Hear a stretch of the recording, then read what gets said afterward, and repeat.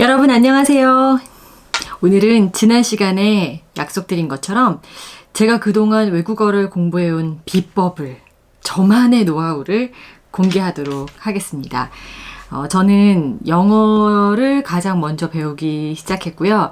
그 다음에 스페인어를 대학 때 배웠고, 프랑스어, 지금 이탈리아어를 공부하고 있고요. 그리고 앞으로도 몇 개 더 언어를 공부할 생각인데 하나하나 할 때마다 그 저만의 노하우가 더해졌거든요. 자, 지금부터 알려드릴게요. 우선 첫 번째는요, 가장 기본이 되는 건데요. 외국어든 한국어든 말을 하기 위해서 제일 먼저 수반돼야 하는 것은 듣는 겁니다. 우리가 말을 잘하려면 가장 먼저 해야 되는 일은 듣는 거거든요.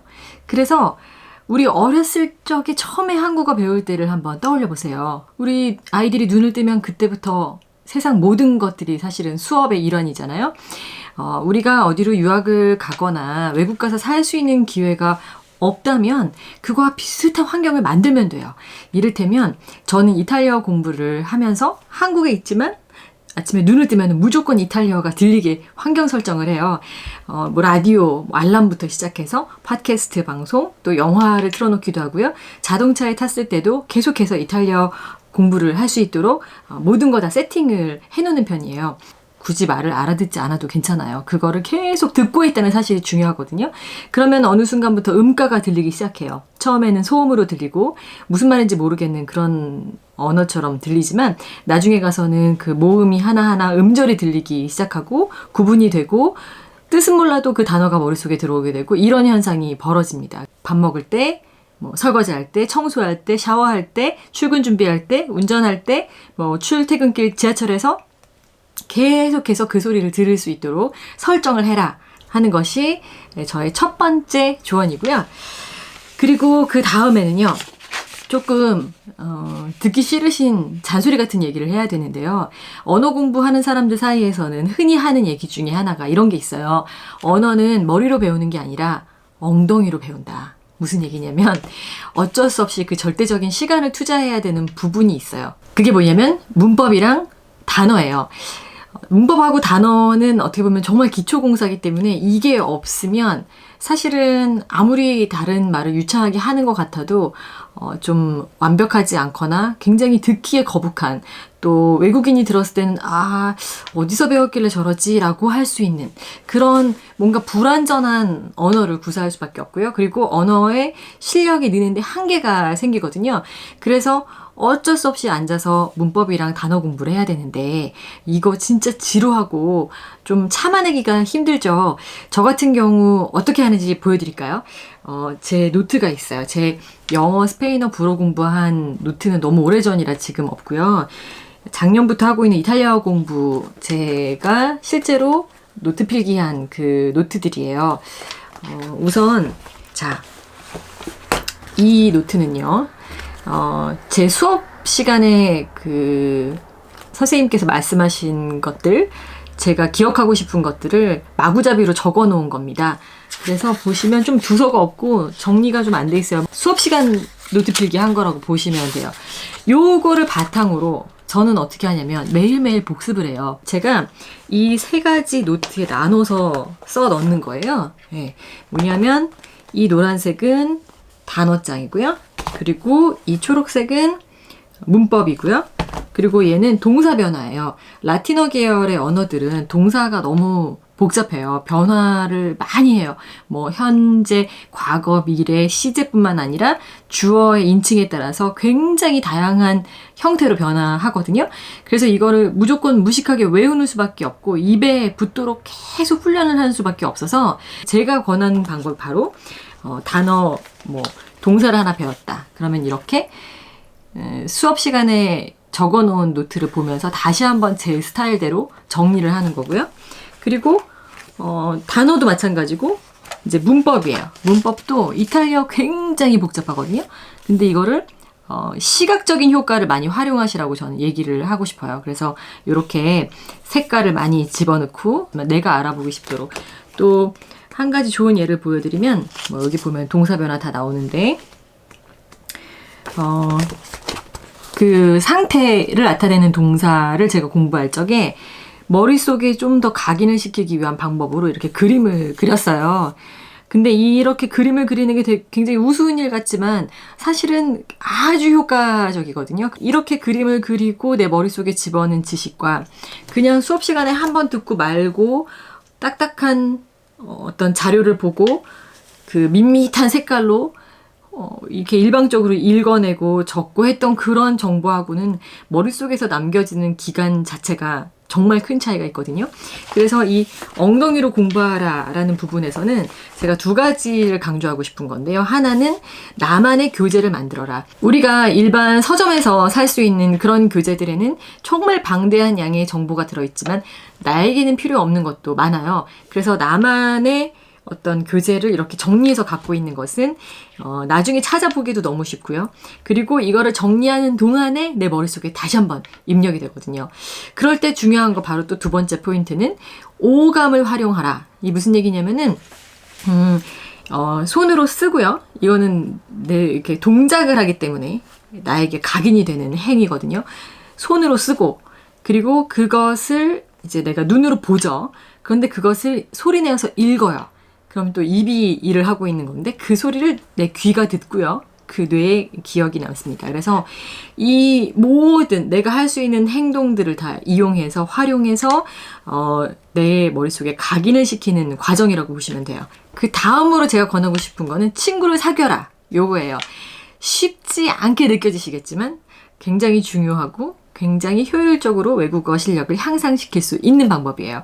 방법은 여러 가지가 있어요. 뭐 인터넷 사이트에 보면 여러 모임들이 있고요. 그런 파티에 가서 친구를 사귈 수도 있고 한국 생활에 적응하고 한국어를 공부하고 싶어하는 그런 친구들을 각 대학에 뭐 문의를 한다거나 여러 가지 방법, 경로를 통해서 찾아내어서 그 친구들과 랭귀지 익스체인지를 하시는 방법도 있고요. 난 이렇게 오프라인으로 시간을 내기 너무 힘들어. 이런 분들은 인터넷으로 폴리글롯 클럽이라는 단어를 찾아보세요. 그러면 굉장히 많은 사이트가 나올 텐데요. 그런 사이트들은 주로 뭐냐면은 외국어에 열정을 가진 사람들이 서로 자기들의 언어를 교환해서 친구를 사귀고 그 친구들과 대화를 하면서 외국어 실력을 향상시키기 위한 그런 클럽들이에요. 이게 한국말만 할 수 있으면 그게 충분한 자격 조건이 되거든요. 우리 한국어를 가르쳐주고 선생님이 아니어도 괜찮아요. 그 상대방이 할 수 있는 언어로 또 배우는 거죠. 자, 이렇게 친구를 사귀잖아요. 그러면 친구를 괴롭히셔야 돼요. 무슨 얘기냐면 제가 각 언어를 배울 때마다 저만의 어떤 방식으로 활용했던 건데요. 이를테면 이번 주는 내가 가정법을 공부한다 라고 하면은 누구를 만나도 계속 가정법을 쓰는 거예요. 친구들이 저를 좀 이상하게 봐도 어쩔 수 없어요. 뭐 예를 들어서 내가 만약에 이번 시험을 합격한다면 내가 만약에 내일 내 운명의 남자를 만난다면 내가 만약에 오늘 오후에 로또에 당첨된다면 뭐 이런 식으로 만약에 뭐뭐 한다면 이라는 어떤 가정법을 활용해서 계속 그 안에서 그 문장을 만들고 해체하는 과정을 하시는 거예요. 이번 주는 가정법, 다음 주는 명령법. 친구들이 왜 자꾸 나한테 명령을 해? 왜 자꾸 물 가져오라고 그래? 이렇게 불평을 해도 설명하면 다 이해해 주거든요. 저는 그런 식으로 정말 많이 연습했어요. 여러분께도 난 친구가 없어 이러신다면 혼자 하시면 돼요. 혼자 묻고 대답하고 하는 과정을 통해서 어린아이가 외국어를 배우듯이 문장을 만들고 해체하는 과정을 반복하시라 라고 말씀드리고 싶어요. 다음은 매일 짧은 일기를 쓰고 또 아주 짧은 기사를 읽는 거예요. 쓰고 읽는 것이 병행돼서 계속 반복이 되어야 외국어 실력이 빨리 향상될 수 있거든요.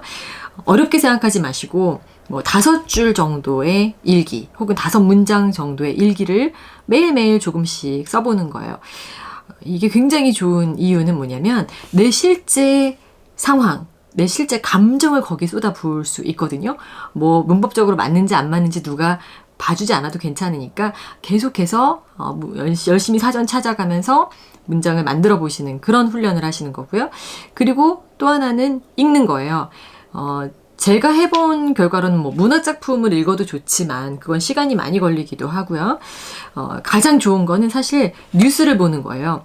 왜냐면은 그 어떤 칼럼이나 뉴스나 이런 거에는 현실적으로 지금 당장 나에게 와닿는 어떤 테마를 가지고 많이 쓰이는 단어들도 볼 수가 있고요. 그리고 내가 어떤 관심 있는 분야의 것을 일부러 찾아보기에도 훨씬 더 수월할 뿐더러 굉장히 잘 써진 글들이 많죠. 그래서 매일매일 뭐 아니면은 하나의 기사를 좀 길다면 일주일 정도 기간을 두고 내가 읽는다 이렇게 목표를 세우셔도 좋고요. 이렇게 해서 매일 조금씩은 읽고 쓰고 하는 훈련을 해라. 이게 다음 팁이에요. 그 다음으로는 뻔뻔해져라. 이런 이야기를 하고 싶네요. 자, 제 주변에만 봐도 이런 분들이 많아요.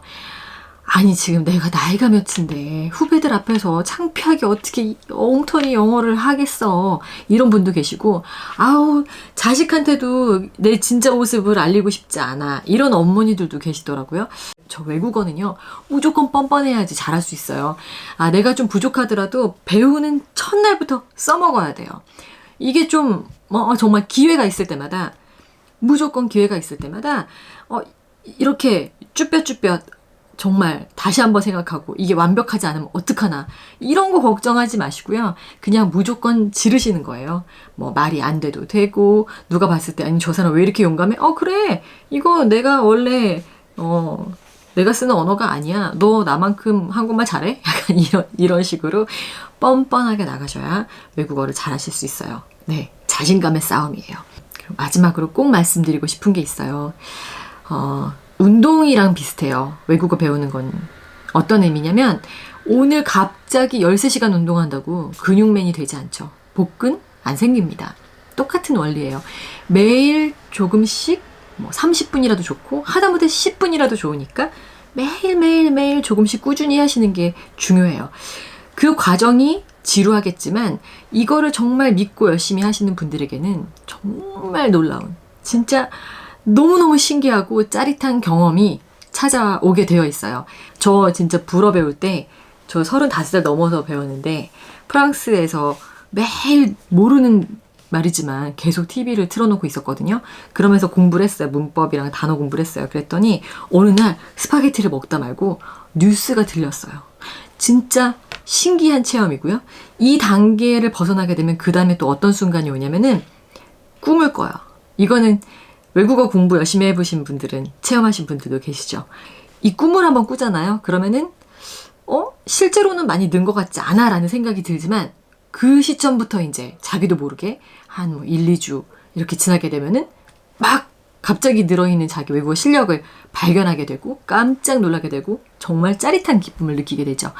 저는 여러분께서 부디 외국어 공부를 하겠다라고 생각하셨을 때 이 자신감을 잃지 마시고 내가 할 수 있을까? 이런 생각하지 마시고 제가 오늘 말씀드린 이 저의 노하우를 하나씩 실천하셔서 부디 여러분 앞에 놓여있는 이 세상이 더 넓어지고 더 많은 것을 즐길 수 있는 기회들 또 일적으로도 훨씬 더 많은 기회들을 잡으실 수 있기를 진심으로 바랍니다, 여러분.